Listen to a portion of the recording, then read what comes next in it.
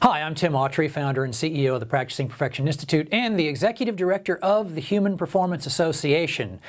And what I want to address in this video is leadership, management, and supervision. How should it all fit together? Because what we see in a lot of organizations, we see senior leaders not really doing what they're supposed to be doing and micromanaging down below. We see a lot of mid-level managers honing in on what the supervisors ought to be doing, and in reality, we see a lot of supervisors being treated like nothing more than glorified workers. If you really want to have things work together, pay attention. And what I want to use here for an example is a symphony orchestra. Now, if I were to just ask you, who is the senior leader of a symphony orchestra, your initial response would probably be, well, it's the conductor. You know what? That's actually not true.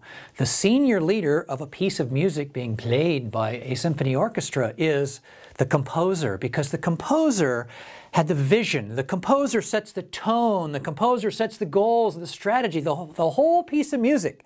What the conductor then does is performs the layer of middle management and actually orchestrates all the actions to help bring the vision of the composer into reality. And then, of course, in each section within a symphony orchestra, you have the section lead. Most of us are familiar with the lead violinist, also known as the concert master, who oftentimes gets a lot of special accolades when you go to symphonic performances. The thing is, when these roles are done properly, you get a beautiful symphony, sounds which absolutely amaze and impress and entertain all of us. So let's take a look now real quickly at how this should now fit together in your organization.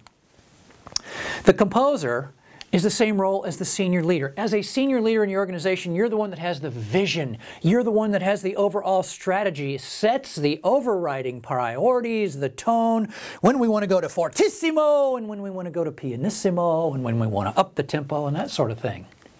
The conductor then is mid-level management, takes the vision and the strategy from senior leadership and makes it happen, coordinates it throughout the departments of the organization. And then, of course, the lead is the frontline supervisor, the person that is closest to the workers, that actually takes the direction from mid-level management and makes it happen on the front line. I want to talk real quickly about the frontline supervisor for just a moment, because in reality, the frontline supervisor is the linchpin in your organization.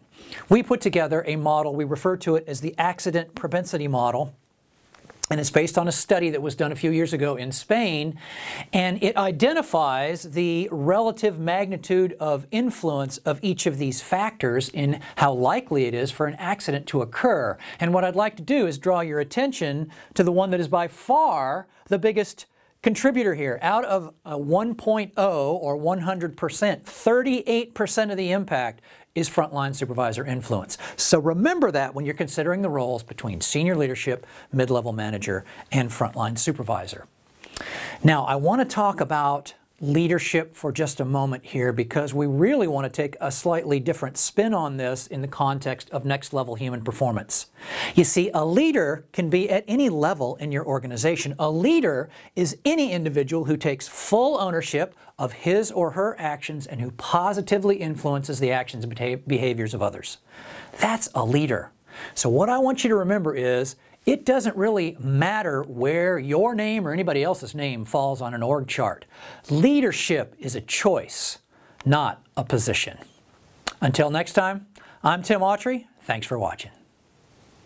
If you found this information to be valuable and would like to receive free access to an entire library of videos answering the top questions people ask me about human performance and reducing human error, visit futureofperformanceimprovement.com.